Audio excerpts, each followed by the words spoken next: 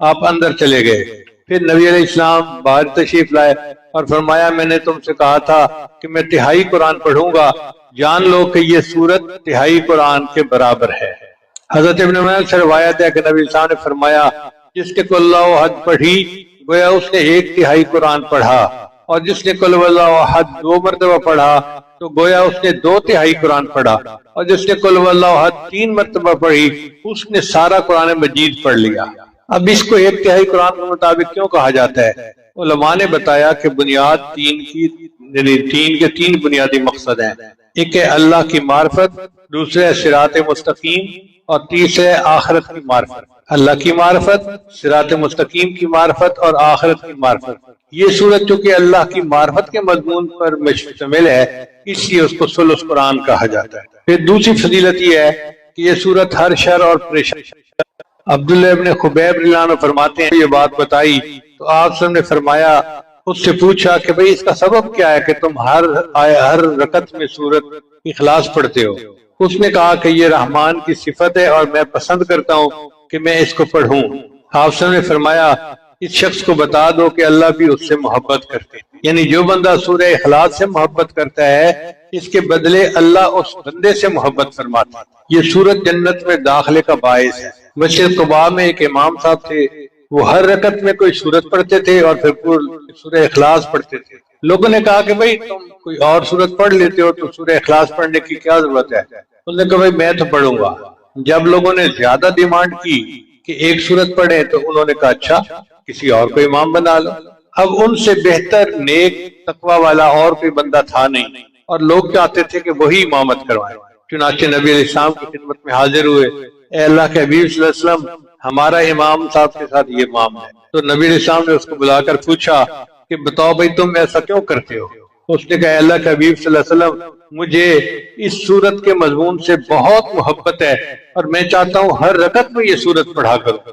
نبی صاحب نے فرمایا کہ میں اس سورت سے آپ کو بتاتا ہوں کہ تمہیں اس سورت سے محبت یقیناً تمہیں جنت میں داخل کر دے گی۔ اس سورت سے محبت یقیناً تمہیں جنت میں داخل کر دے گی۔ حضرت محمد علیہ السلام سے روایت ہے کہ نبی علیہ السلام ایک شخص کے قریب سے گزرے جو قل هو اللہ احد کی تلاوت کر رہا تھا۔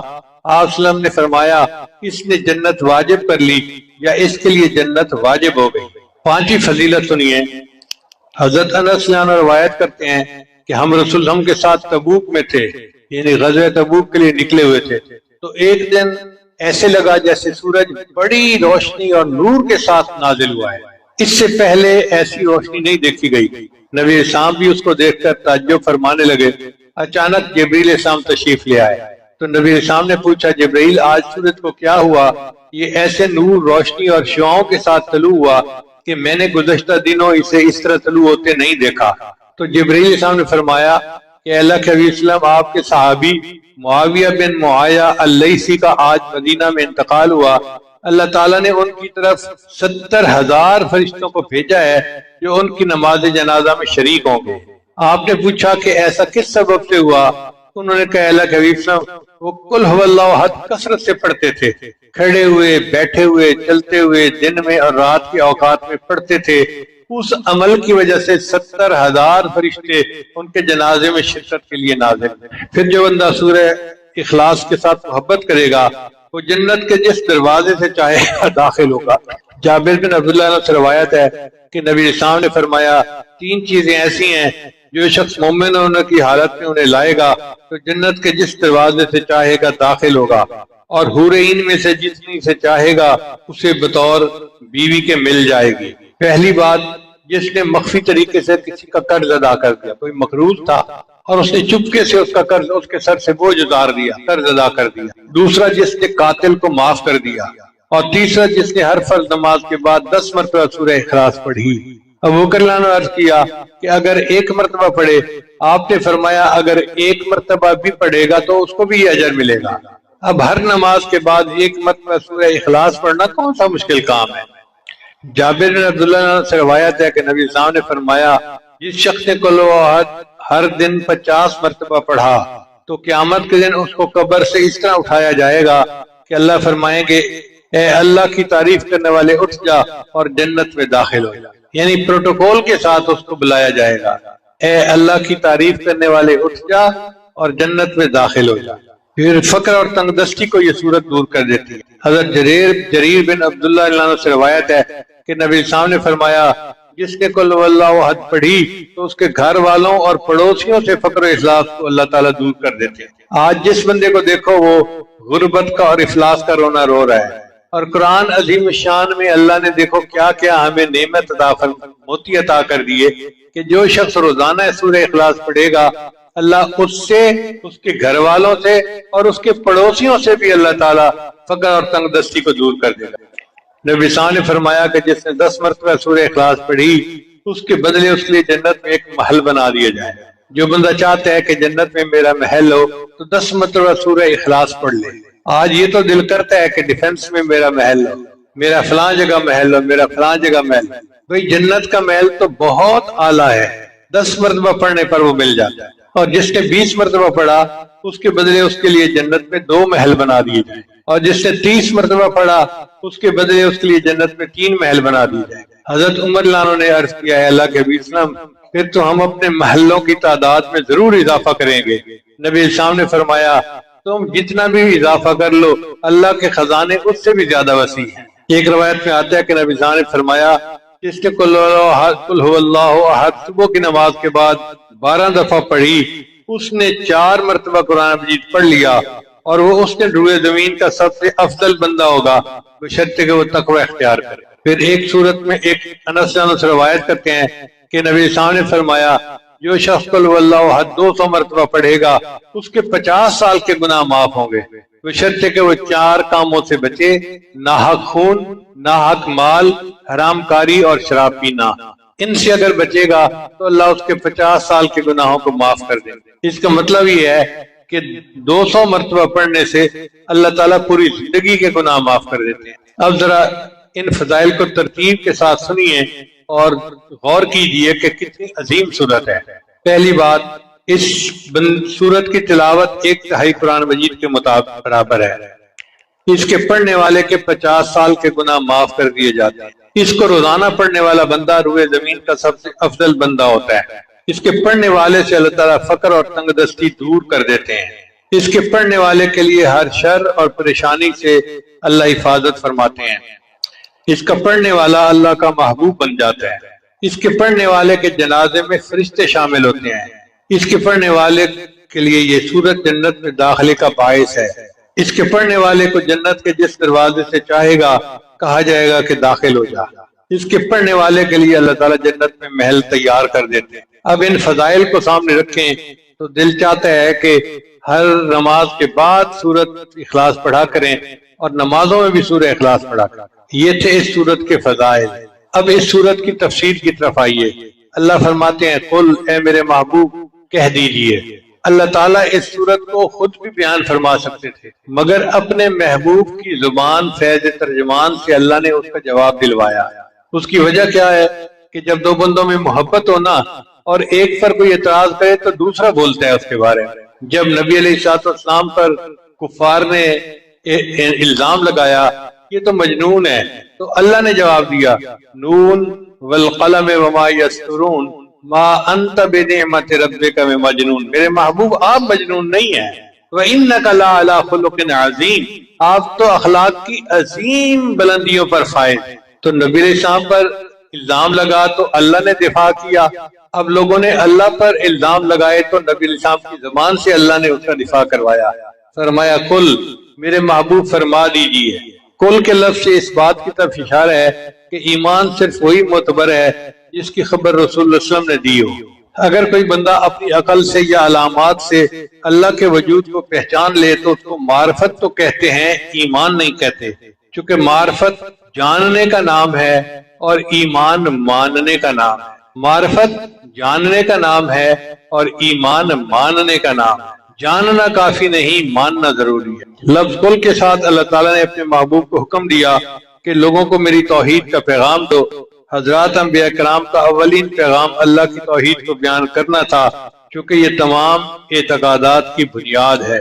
اس لیے نبی علیہ السلام نے اپنی قوم کو سب سے پہلا خطبہ جو دیا اس میں فرمایا ایھا الناس قولوا لا الہ الا اللہ تفلحون۔ اب آگے فرمایا قل هو اللہ احد، ہم اس کا ترجمہ کرتے ہیں اللہ ایک ہے، یہ ترجمہ کامل نہیں ہے۔ اردو زبان میں ایک کے علاوہ کوئی لفظ ہی نہیں جو ہم استعمال کر سکیں، لیکن عربی زبان چونکہ بہت وسیع ہے، وہ ہر کیفیت اور لفظ کے لیے الگ لفظ استعمال کرتے ہیں۔ اب ایک لفظ ہے واحد اور ایک لفظ ہے احد۔ اللہ فرماتے ہیں قل هو اللہ احد، کہہ دیجئے کہ اللہ ایک ہے۔ تفصیل یہ ہے کہ ایک ہوتا ہے تعدد یعنی تعداد زیادہ ہونا، ایک ہوتا ہے تجزی یعنی ایک چیز کے اجزاء زیادہ ہونا۔ مثال کے طور پہ ایک انسان، اب ایک انسان ہے تو 2 3 4 10 100، یہ تعدد ہو گیا، کئی انسان ہو سکتے ہیں۔ اور تجزی کا مطلب یہ ہے کہ اس انسان کی آنکھیں ہیں، کان ہے، زبان ہے، الگ الگ اس کے اعضاء ہیں، تو جزو ہیں اس کے۔ اللہ تعالیٰ تعدد سے بھی پاک ہے، تجزی سے بھی پاک ہے، اس لیے اللہ تعالیٰ کے لیے احد کا لفظ لایا گیا۔ اب احد کا کیا معنی بنے گا کہ اللہ اکیلا ہے، اللہ تنہا ہے، اللہ یکتا ہے، اللہ یونیک ہے، اس جیسا کوئی ہے ہی نہیں، یہ اس کا ترجمہ بنے گا اللہ ایک ہے۔ یہ اللہ جو ہے یہ اللہ تعالیٰ کا اسم ذات ہے، اور اسی کو ہمارے مشائخ نے اسم اعظم کہا ہے۔ قل هو اللہ احد، آپ فرما دیجئے کہ اللہ یکتا ہے۔ اللہ الصمد، اللہ تعالیٰ بے نیاز ہے۔ بے نیاز کا کیا مطلب؟ جس کو کسی کی پرواہ نہ ہو، مگر یہ لفظ بے نیاز بھی پوری طرح اس لفظ کا ترجمہ نہیں بنتا، چونکہ اردو زبان میں بے نیاز کا ترجمہ، بے نیاز سے ترجمے کے علاوہ کوئی اور لفظ ہے ہی نہیں۔ عربی میں صمد اس مضبوط چٹان کو کہتے ہیں جس کا سہارا لے کر کوئی بندہ اپنے دشمن کے خلاف لڑتا ہے۔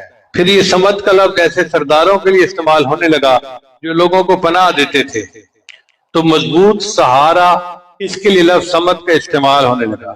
چنانچہ عبداللہ بن مسعود کا قول ہے کہ صمد اس سردار کو کہتے ہیں جس کی سرداری انتہا کو پہنچ چکی، وہ ذات جس کی طرف ضرورت کے موقع پر رجوع کیا جائے اور مصیبت کے وقت اس سے مدد لی جائے۔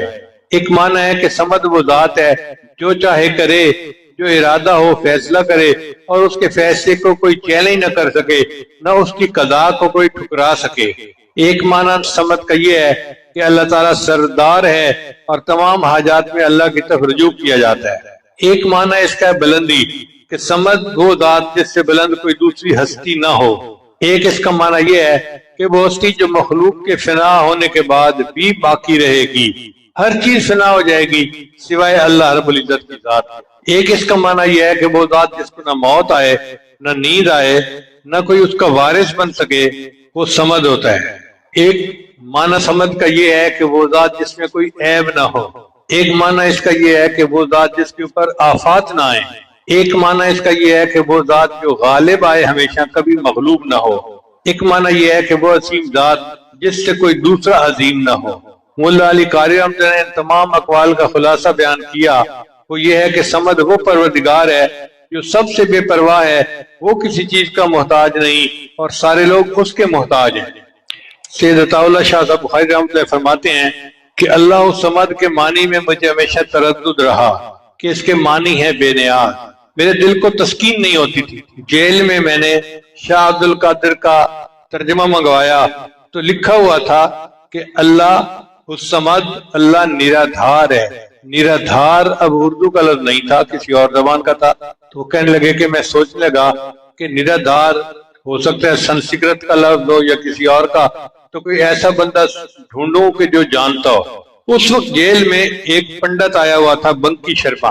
فرماتے ہیں میں بنکی شرما کے پاس گیا اور میں نے اس سے پوچھا کہ بھئی نرادھار کا کیا معنی ہے؟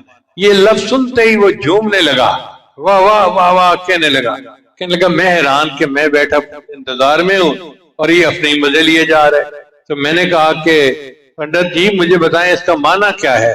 اس نے کہا کہ یہ سنسکرت زبان کا لفظ ہے اور اس کا معنی یہ ہے کہ وہ ذات کہ جس کے بن کسی کا کام بنے نہیں اور جس کا کام کسی کے بن اڑے نہیں، وہ ذات کہ جس کا کام کسی کے بغیر اڑے نہیں اور جس کے بغیر کسی کا کام بنے نہیں۔ فرماتے ہیں کہ مجھے ایسے لگا جیسے گمشدہ متاع مجھے مل گئی۔ اچھا، اللہ تعالیٰ کا یہ نام صمد بیک وقت تسبیح بھی ہے، تحمید بھی ہے۔